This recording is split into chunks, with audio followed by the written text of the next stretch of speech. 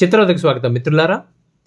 ఈ రోజు ఎపిసోడ్లో మనం తెలుసుకోబోయేది ఏంటంటే ఒక లాయర్కి ఉండాల్సిన లక్షణాలు ఏంటో ఆల్రెడీ చూసాం. ఇంతకుముందు ఎపిసోడ్లో మనం చూసాము 4 లక్షణాలు ఉండాలని చెప్పి.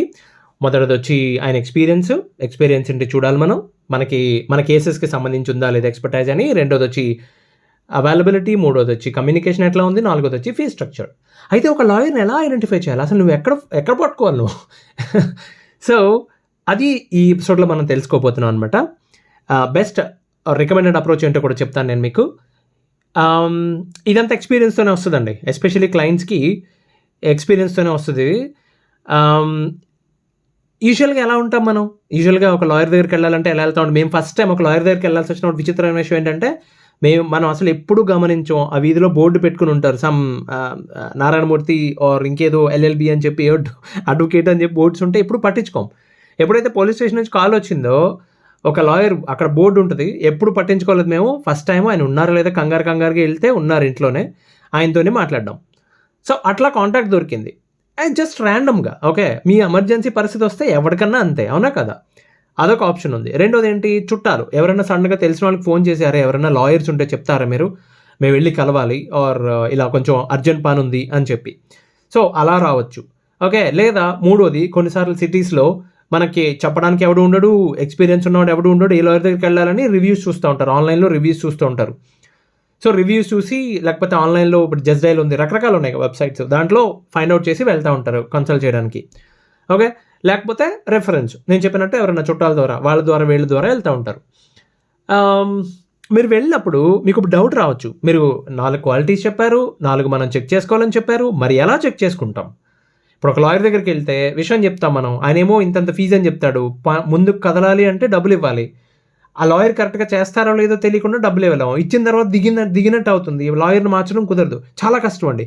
ఒక అడ్వకేట్ని మార్చకూడదు అంటే మార్చొచ్చు, కానీ నార్మల్గా రికమెండెడ్ కాదు. ఎట్టి పరిస్థితుల్లోనే ఒక అడ్వకేట్తో మీరు కొంతకాలం ట్రావెల్ చేసిన తర్వాత ఏ కారణం లేకుండా, ఆయన సరైన కారణం లేకుండా మార్చడం అనేది చాలా రిస్కీ. ఒకటి, రెండు, అంత మంచిది కూడా కాదు. ఓకే, బికాజ్ వాళ్ళు కూడా నమ్మకం ఉండదు. అవతల పక్క లాయర్ మీరు ఎవరి దగ్గరికి వెళ్తారో వాళ్ళకి కూడా అంత నమ్మకం ఉండదు అనమాట. ఓకే, ఇప్పుడు మరి ఎట్లా తెలుస్తుంది అంటే అండి, మీరు ఏం చేయొచ్చు అంటే అండి, అస్సలు మొహమాట పడకుండా ఎవరిదైనా లాయర్ దగ్గరికి వెళ్ళినప్పుడు మీరు అడగాల్సింది, కేసెస్ వచ్చినాయి సార్, కేసులు తీసుకోవాలని కాదు సార్, మేము కన్సల్టేషన్ కోసం వచ్చాం. అంటే ఏంటి, మాకు సరైన సజెషన్ కావాలి, సరైన డైరెక్షన్ కావాలి, కన్సల్టేషన్ కోసం వచ్చామని చెప్పొచ్చు. సో వాళ్ళు యూజువలీ సమ్టైమ్స్ 5,000, 7,000, 10,000, 15,000 ఇలా తీసుకుంటారు. మోస్ట్లీ కన్సల్టేషన్ అంటే 10,000 రూపాయల వరకు ఛార్జ్ చేస్తారండి. అంటే కన్సల్టేషన్ అంటే ఏం చెప్తారంటే, మీ మీద ఉన్న కేసెస్ కానీ, అప్పుడు మీరున్న పరిస్థితులు కానీ అంతా అనలైజ్ చేసి వాళ్ళు, ఓకే, అనలైజ్ చేసిన తర్వాత ఇలా చేయొచ్చు మీకున్న ఆప్షన్స్ ఇవి అని చెప్పడానికి 10,000 రూపాయలు తీసుకుంటారు. మనం ఏదైతే మాట్లాడుకుంటామో, యాంటిసిపేటరీ బెయిల్ కావాలి సార్, మీ మీద ఎఫ్ఐఆర్ అయిపోయింది, లేకపోతే మీ మీద కాగ్నిజబుల్ అఫెన్స్ ఉంది, వారెంట్ పెండింగ్లో ఉంది, ఇవన్నీ చెక్ చేసి చెప్తారు వాళ్ళు. ఆన్లైన్లో మనకి చెక్ చేసుకోవడం తెలియకపోవచ్చు, ఈ కోర్ట్ సర్వీసెస్లో అది కూడా చెక్ చేసి చెప్తారు వాళ్ళు. ఇదండి పరిస్థితి, మీకు తెలియకుండా మీ మీద కేసు పెట్టేశారు, ఇది ఆల్రెడీ ఆన్లైన్లో కనిపిస్తుంది, అది ఇవన్నీ చెక్ చేసి చెప్తారు. ఓకే, మీ కేసును వాళ్ళు అర్థం చేసుకుంటారు. ఇప్పుడు మీరు డాక్యుమెంట్ పట్టుకెళ్తారు, ఎక్కడి నుంచో నోటీస్ వచ్చిందని కోర్టు నుంచి, నాకేంటో అర్థం కావట్లేదు అని చెప్తే ఆ డాక్యుమెంట్ పట్టుకుని వాళ్ళు వెరిఫై చేసి అదేంటో కూడా చెప్తారు మీకు అనమాట. ఎలా రెస్పాండ్ అవ్వాలి, కౌంటర్ వేయాలా, ఏంటి పరిస్థితి అని చెప్తారు. దాన్ని కన్సల్టేషన్ అంటారు. కన్సల్టేషన్ అని ఎందుకు అనాలి అంటే, బాబు మేము ఇక్కడ వాళ్ళం కాదు, లేకపోతే మాకు నీతో పర్మనెంట్గా నిన్నే లాయర్గా పెట్టుకుంటాము, దాని అర్థం అది. గ్యారంటీ లేదు. All we need some technical are legal support. Legality తెలిసిన లాయర్ కాబట్టి, మీరు అడ్వకేట్ కాబట్టి మీకు విషయం అర్థమవుతుంది కాబట్టి మీ దగ్గరకు వచ్చాం మేము. ఇలా మీరు ఒకవేళ నేను చెప్పిన 4 పాయింట్స్, లేకపోతే కమ్యూనికేషన్, ఆయన చెప్పేది మీకు అర్థం కావట్లేదు, ఓకే, మీకు అర్థమైంది ఏంటంటే, మీకు ఏ కోర్టు నుంచి అయితే వచ్చిందో అక్కడ ఆయన ప్రాక్టీస్ చేయరు, ఆయన ఏ హైకోర్టులోనూ చేస్తారు, లేకపోతే దూరంగా వేరే కోర్టులో ఎక్కడో చేస్తారు. కాబట్టి మీరు నిజాయితీగా అలాంటి విషయాల్లో అయితే నిజాయితీగా ఆయన దగ్గర చెప్పి, సార్ నాకు ఈ కోర్టులో ప్రాక్టీస్ చేసేవాళ్ళు ఎవరైనా వేరే వాళ్ళని రిఫర్ చేస్తారని అడగొచ్చు. అంటే మీ కమ్యూనికేషన్ బట్టి, ఆయన ఎలా రెస్పాండ్ అవుతున్నాడో దాన్ని బట్టి అడగొచ్చు. ఓకే, లేదు ఆయన అస్సలు నచ్చలేదు మీకు, లేకపోతే ఆవిడో అస్సలు నచ్చలేదు మీకు, అడ్వకేట్ నచ్చనప్పుడు మీకు మీరుగా ఇంకో లాయర్ దగ్గరికి వెళ్ళొచ్చు. ఓకే, సో మల్టిపుల్ లాయర్స్ని మీట్ అవ్వడంలో ఏ తప్పు లేదు. కాకపోతే డబ్బులు ఖర్చు అవుతాయి కదండి, మరి మళ్ళీ కన్సల్టేషన్కి అవుతాయి, అవుతుంది కదా మరి. కానీ మరి మీకు మ్యాటర్ తేలాలి కదా, ముందుకు వెళ్ళాలి కదా. ఇక్కడ హైదరాబాద్లో అంటే హైదరాబాద్, బెంగళూరులో లా ఫిల్మ్స్ వచ్చేసి నార్త్లో బాగా ఫేమస్ అండి. ఇప్పుడు ఢిల్లీ, ముంబై, కోల్కతా అన్ని చోట్ల ఉన్నాయి ఫిల్మ్స్. లా ఫిల్మ్స్ అంటారు. అంటే it's like corporate style of legal practice అనమాట. ఒకట ఒక ఒక ఒక సిస్టమ్ ఉంటుంది, ఒక కంపెనీ ఉంటుంది. All you need to do is వెళ్ళి, బాబు నాకు కన్సల్టేషన్ కావాలని చెప్తే మీ కేసెస్ని బట్టి, వాటిలో ఉన్న సెక్షన్స్ని బట్టి మీకు లాయర్ని అసైన్ చేస్తారు. సో వాళ్ళు వచ్చి కన్సల్టేషన్ అక్కడ కుకట్పల్లిలో ఉందండి ఒకటి, 10,000 రూపీస్ ఛార్జ్ చేస్తున్నారు వాళ్ళు. వాళ్ళ క్వాలిటీ ఏంటి నేను ఇంకా చెక్ చేయలేదు, బట్ నెక్స్ట్ మేము చేయబోతున్నాం అది. అంటే ఎలా మాట్లాడుతున్నారు ఏంటని క్వాలిటీ చెక్ అంటే మీకేం తెలిసినా అనక్కర్లేదు. యాజ్ ఏ క్లయింట్, ఒక క్లయింట్ని వాళ్ళు ఎలా డీల్ చేస్తున్నారు, మాకు సాటిస్ఫాక్షన్ ఉందా లేదా అని చెప్పి మాత్రం చూడడానికి. ఓకేనా? సో నేనేం చెప్పాను, కన్సల్టేషన్ కోసం అడగండి, ఖచ్చితంగా కన్సల్టేషన్ కోసమే అడగండి. ఫస్ట్ మీటింగ్లోనే మీరేం లాయర్ని డిసైడ్ చేసేసుకోవాల్సిన అవసరం లేదు. వీలైతే మల్టిపుల్ లాయర్స్ని మీట్ అవ్వండి. ఒకవేళ మీకు అది కుదరదు అనుకున్నప్పుడు మల్టిపుల్ లాయర్స్ని మీట్ అవ్వండి. ఓకేనా? బెస్ట్ ఆప్షన్, అన్నిటికంటే బెస్ట్ ఆప్షన్ అయితే మాత్రం త్రూ రిఫరెన్స్ అండి. ఎవరన్నా ఒక లాయర్ ద్వారా కానీ, లేకపోతే మీ చుట్టాల ద్వారా కానీ తెలిసిన వాళ్ళ దగ్గరికి వెళ్ళటం, వాళ్ళతో ఎక్స్పీరియన్స్ ఉన్న వాళ్ళ దగ్గరికి తెలియడం. అంటే నాకు పలానా వీధిలో బోర్డు పెట్టుకుంటారు ఆయన, మా ఇంట్లో అద్దుకుండేవారు లాయర్ అయినా, ఇది తెలియడం అవ్వదు పూర్తిగా. ఆయన లాయర్ అని నీకు తెలుసు, కరెక్టే, కానీ వే ఆఫ్ డీలింగ్ ఎలా ఉంటుందో నీకు తెలియదు, అవునా కదా? సో తెలిసిన వాళ్ళ ద్వారా ఇప్పుడు నా పరిస్థితి ఎట్లా అయిందంటే, నేను ఎక్కడో రాజమండ్రి దగ్గర, కాకినాడకి రాజమండ్రికి మధ్యలో ఏదో చిన్న పల్లెటూరులో ఉండేవాడిని. ఇక్కడ నేను హైదరాబాద్లో జాబ్ చేసుకుంటున్నాను కాబట్టి ఆల్ ఆఫ్ ఏ సడన్ నా మీద కేసు అయినప్పుడు ఇక్కడ మా బావగారి ద్వారా నాకెవరో ఒక హైకోర్టు అడ్వకేట్ తెలిసారు. సో కంగారుగా ఆయన దగ్గరికి వెళ్ళి, సార్ ఇది పరిస్థితి అంటే చెప్పారంతా. ఇలా చేద్దాం హైకోర్టులో ఓకే వేద్దాం, ఓకే కరెక్టే. కానీ అక్కడ లోకల్ కోర్టులు, అంటే అక్కడెక్కడో రామచంద్రపురం దగ్గర ఎక్కడో లోకల్ కోర్టులో కేసెస్ వేశారన్న మీద అని చెప్తే, అక్కడ లోకల్ లాయర్ కావాలి మనకి, నీకు తెలిసిన వాళ్ళు ఎవరైనా ఉన్నారంటే, నాకు ఎవరు తెలియదండి మీరే చెప్పండి సార్ అని చెప్పా. అప్పుడు ఏమైందంటే, ఆయన ఎక్కడో వైజాగ్ కాల్ చేశారు. ఆయన బెస్ట్ ఫ్రెండ్ ఉన్నారంటే వైజాగ్ కాల్ చేస్తే, ఆయన ఫ్రెండ్ రాజమండ్రిలో ఉంటే ఆయనకి కాల్ చేశాడు, ఆయన ఫ్రెండ్ ద్రాక్షారామలో ఉంటే ఆయనకి కాల్ చేశాడు. ఆయన అలా అంత దూరం కాంటాక్ట్ కలిసింది. బట్ కలిసినప్పుడు ఏమవుతుందంటే అండి, త్రూ రిఫరెన్స్ కాబట్టి, దట్ డైరెక్షన్ కేమ్ ఫ్రమ్ ఆ హైకోర్ట్ కాబట్టి, అంటే ఒక హైకోర్టు అడ్వకేట్ దగ్గర నుంచి ఆ రిఫరెన్స్ అంత దూరం వెళ్ళింది కాబట్టి కొంచెం ట్రస్ట్, మీరు నమ్మొచ్చు అనమాట వాళ్ళని. నేను ఎగ్జాంపుల్ చెప్తున్నాను అనమాట, అది బెస్ట్ ఆప్షన్ అనిపించింది నాకు. ఇంకొకటి ఏముంటుంది, లేడీ అర్జెంట్, అంటే ఆడవాళ్ళ దగ్గర మగవాళ్ళ దగ్గర ఎవరు బెస్ట్ లీగల్ అడ్వకేట్, ఆర్ ఎవరి దగ్గర అప్రోచ్ అయితే బెస్ట్. నాకు తెలిసిన వాళ్ళు ఉన్నారండి, కానీ ఆడవాళ్ళు. ఓకే, నా కేసులో కూడా ఇది పరిస్థితి. అంటే అది ఆడైనా మగైనా ఎవరైనా కానివ్వండి, మీరు చూడాల్సిన, నేను చెప్పాను కదా వాళ్ళ ఎక్స్పీరియన్స్. ఓకే, చివరికి వాళ్ళ సక్సెస్ని డిసైడ్ చేసేవి కొన్ని పాయింట్స్ ఉంటాయి. వాళ్ళ ఎక్స్పీరియన్స్, వాళ్ళకున్న కాంటాక్ట్స్, వాళ్ళకున్న నాలెడ్జ్, అతి ముఖ్యంగా ఇంటిగ్రిటీ, ఎథికల్ కాండక్ట్, వాళ్ళు ఎలా ప్రవర్తిస్తున్నారు, ఓకే, ఎథిక్స్ ఎలా ఉన్నాయి, వాళ్ళు ప్రొఫెషనల్ ఎథిక్స్ అంటారు చూడండి, అట్లా అవి ఎట్లా ఉన్నాయి, ఇవే వాళ్ళ సక్సెస్ని డిసైడ్ చేసేది. కాబట్టి అది పెద్ద ఆలోచించాల్సిన విషయమే కాదు. సమ్ టైమ్స్ ఆడవాళ్ళు చాలా చక్కగా డీల్ చేస్తారు కేసుని, అంటే విమెన్ లాయర్స్, అడ్వకేట్స్ చాలా చక్కగా డీల్ చేస్తారు. సమ్ టైమ్స్ మెన్ మగాళ్ళు చాలా చక్కగా హ్యాండిల్ చేస్తారు. ఇట్ డిపెండ్స్ పరిస్థితిని బట్టి అంతే. ఓకే, అయితే మీరు చూడాల్సింది లీక్ వీర్లు ఉంటారండి. ఓకే, ఇప్పుడు నేను అంత పాజిటివ్స్ మాట్లాడుకున్నాం కదండి, నెగిటివ్స్ ఉంటాయి, బ్యాడ్ ఎక్స్పీరియన్స్లు ఉండవంటే ఎందుకుండో బోల్డ్ ఉంటాయి. లీక్ వీర్లు ఉంటారు. లీక్ వీర్లను ఎందుకు అంటున్నానంటే, నేను రీసెంట్గా జరిగిన ఇన్సిడెంట్ ఒకటి చెప్తా చూడండి. ఒక అబ్బాయి లవ్ మ్యారేజ్ చేసుకున్నాడు. ఓకే, ప్రేమ వివాహం చేసుకున్నాడు. అవతల పక్కన వాళ్ళు ఆవిడ ఎవరైతే ఉందో ఆవిడ క్రిస్టియన్, మనవాడు హిందూ. సరే, దట్స్ ఫైన్, ఏదైతే కానీ వాళ్ళైతే ప్రేమ వివాహం చేసుకున్నారు. తర్వాత గొడవలు మొదలైనాయండి. గొడవలు మొదలైన తర్వాత మనాడికి మీద తెలిసిందే కదా, చాలా గొడవలు అయినాయి. అమ్మాయి సన్నగొరవ చెప్పబెట్టకుండా ఇంట్లోంచి వెళ్ళిపోయి కేసు ఫైల్ చేసింది. కేసు ఫైల్ చేసిన తర్వాత అంటే కంప్లైంట్ ఇచ్చిందట. పోలీసు వాళ్ళు ఫోన్ చేశారు. వీడు కంగారు పడిపోయి, బాబోయ్ పోలీసు వాళ్ళు ఫోన్ చేశారు, నేను అసలు వాళ్ళ అమ్మ నాన్న అక్కడ ఉండరు, ఎక్కడో ఉంటారు, వాళ్ళ మీద కూడా కేసు పెట్టేశారని చెప్తున్నారు పోలీసులు, మరి ఏం చేయాలో తెలియదని కంగారుగా దగ్గరలో ఎవరో లాయర్ ఉంటే వెళ్ళాడండి. వెళ్తే ఆంధ్రాలో మాకు చాలామంది తెలుసు అని చెప్పాడు ఆ లాయర్. ఆయన చెప్పాడు. చెప్పి ఈ ఎవరు తాలూకా, ఓకే, ఇలా చెప్తారు కదా, వచ్చిన నోటీస్ని బట్టి వాళ్ళకి అర్థమైన విషయం. ఓ వీళ్ళైతే నా కాంటాక్ట్ ఉండాలి అని చెప్పాడు ఆయన. ఓకే, ఈ కేసులో మనం ఇలా చేద్దాం అలా చేద్దాం అని సలహాలు ఇచ్చేసి పంపించానండి. ఆ లాయర్ దగ్గర నుంచి వెనక్కి వచ్చిన గంటకి మనోడికి మెసేజ్ వచ్చింది.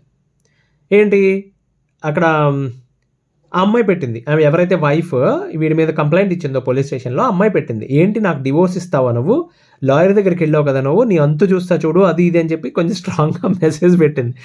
వీడు టెన్షన్ పడి ఇదేంటే నేను లాయర్ దగ్గరికి వెళ్ళినట్టు ఆవిడకి ఎలా తెలిసింది అని చెప్తే కంగారుగా పరిగెట్టుకుని మళ్ళీ అడ్వకేట్ దగ్గరికి వెళ్ళాడు. ఈ అడ్వకేట్ దగ్గరికి వెళ్ళినప్పుడు ఈ కుర్రాడు సర్కిల్లో ఎవరో ఫ్రెండ్ ఉంటే వాడి ద్వారా నన్ను కాంటాక్ట్ అయ్యాడు. అండ్ దెన్ నేను మా టీంలోంచి నేను ఇంకో కుర్రాడు ఇద్దరు వెళ్ళాం అనమాట.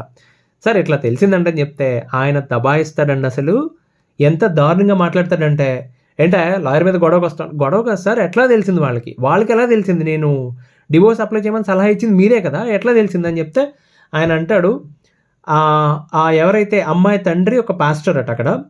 సో అమ్మాయి తండ్రి తల్లి సంథింగ్ పాస్టర్ అనమాట. పాస్టర్ గ్రూప్కి ప్రెసిడెంట్ ఎవరు ఉన్నారట, ప్రెసిడెంట్ ఇతను ఫ్రెండ్స్ అట. సో అతనికి ఇన్ఫర్మేషన్ ఇచ్చాడు. అతను ఏం చెప్పాడంటే, అమ్మాయి వాళ్ళ ఫ్యామిలీ చాలా మంచి ఫ్యామిలీ, వాళ్ళు మంచి ఫ్యామిలీయా, వాళ్ళు దేశం కోసం స్వాతంత్ర పోరాటం చేశారు, ఇవన్నీ తర్వాత విషయం. బట్ ఎథిక్స్ అనేది ఒకటి ఉంటుంది కదా, నువ్వు ఇన్ఫర్మేషన్ ఇవ్వద్దు కదా, అవునా కదా. ఇన్ఫర్మేషన్ పాస్ చేశాడు, ఆయన గొడవ వేసుకుని నిన్ను వదలను చెప్తున్నాను నేను, నువ్వు నాకు కొన్ని ఇవి కూడా ఇచ్చావు, డాక్యుమెంట్లు కూడా ఇచ్చావు, వాటి సంగతి కూడా చెప్తున్నాను, ఏదేదో మాట్లాడేస్తున్నాడు. So we had to object. Lawyers అలా ఎదురు తిరిగినప్పుడు మనం మాట్లాడొచ్చండి, మనం ధైర్యంగా మాట్లాడొచ్చు. ఎందుకంటే అక్కడ చాలా క్లియర్గా ఎవిడెన్స్ ఉంది. ఆయనకు అప్పుడే 10,000 రూపాయలు పే చేసి మనోడు కన్సల్టేషన్ తీసుకుని ఇంటికి వచ్చిన కరెక్ట్గా 1.5 hour 2 hours లోపు అమ్మాయి నుంచి మెసేజ్ ఉంది. ఈ రెండు చూపిస్తే చాలు సార్, మేము మీద బార్ కౌన్సిల్లో కంప్లైంట్ ఇవ్వచ్చు, మేము ఇలాంటి పనులు చేయొద్దండి అని చెప్పి కొంచెం స్ట్రాంగ్గానే ఇచ్చామండి వార్నింగ్. అంటే చాలా తప్పు కదా అది. అండ్ ఆయన అంటే ప్రాబ్లమ్ ఈజ్, ఓకే మనం ఆ డీటెయిల్స్లోకి వెళ్ళొద్దు, అది మన అన్నెసరీ డిస్కషన్ అవుతుంది. బట్ ప్రొఫెషనల్ ఎథిక్స్ లేకపోవడం అంటే బెస్ట్ ఎగ్జాంపుల్ అండి ఇది. ఓకే, ఇంటిగ్రిటీ లేకపోవడం అంటే ఇది.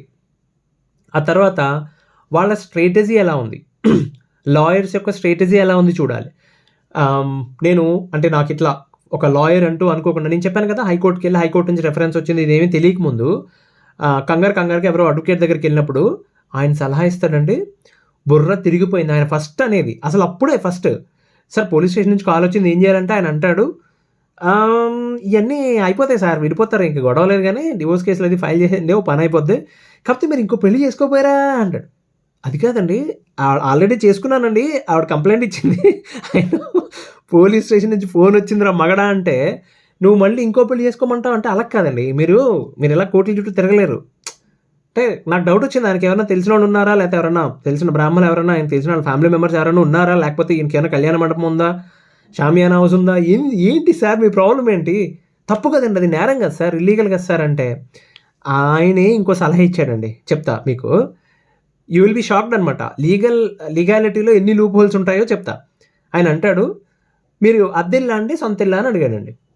హైదరాబాద్లో ఉంటున్నారు కదా, అద్దెల్లా సొంత ఇల్లా అంటే నేను చెప్పాను అద్దెల్లోనే ఉంటున్నానండి అని చెప్పా. ఇంకో అద్దెలు తీసుకోండి అంటాడు. ఓ ఇల్లు మారిపోమంటారా అంటే మారిపోద్దు. ఇప్పుడు ఉంటున్న ఇంట్లోనే ఉంటూనే ఇంకో ఇల్లు అద్దెకి తీసుకోండి. ఇప్పుడు ఉన్న ఇంట్లోంచి ఏదో కొద్ది సామాన్లు మాత్రం అక్కడ టెంపరీగా కొన్నాళ్ళ పాటు పెట్టుకోండి అంటాడు. ఎందుకు సార్ అంటే, పెట్టుకుని మీరు డివోర్స్ కేసు ఫైల్ చేయండి. ఫైల్ చేసి ఎప్పుడైతే టెంపరీ అడ్రస్ తీసుకున్నారు కదా కొత్త ఇల్లు, ఆ అడ్రస్లో అమ్మాయి ఉంటున్నట్టు, ఎవరైతే మీ భార్య మీద నుంచి విడిపోయిందో, మీ మీద కేసులు ఫైల్ చేస్తుందో ఆ అమ్మాయి ఉన్నట్టు అక్కడ అడ్రస్ రాసేసి, అమ్మాయిదే అడ్రస్ అని చెప్పి రాసేసి కోర్టులో డివోర్స్ కేసు ఫైల్ చేయనట్టు చేస్తే ఏమవుతుంది, నోటీస్ పంపిస్తారు అక్కడికి, అమ్మాయి దగ్గరికి నోటీస్ పంపిస్తారు. అక్కడ అమ్మాయి ఉండదు కదా సార్ అంటే, నేను తింగరోళ్ళగా ఉండదా, నీకు నాకు తెలుసు, ఎవరికి తెలుస్తుంది ఉండదని. కాబట్టి నీకు నోటీస్ వచ్చిన తర్వాత ఆ నోటీస్ తీసుకుని అమ్మాయిలాగే నువ్వు సంతకం పెట్టే అంటాడు. ఆ నోటీస్ ఇచ్చిన ఆయన ఊరుకోద్దేంటి సార్ అంటే, మేనేజ్ చేయవా, ఎంత రూపాయలు 2,000 కాదనుకుంటే ఆయన నవ్వు వెళ్ళిపోతాడు సింపుల్గాని.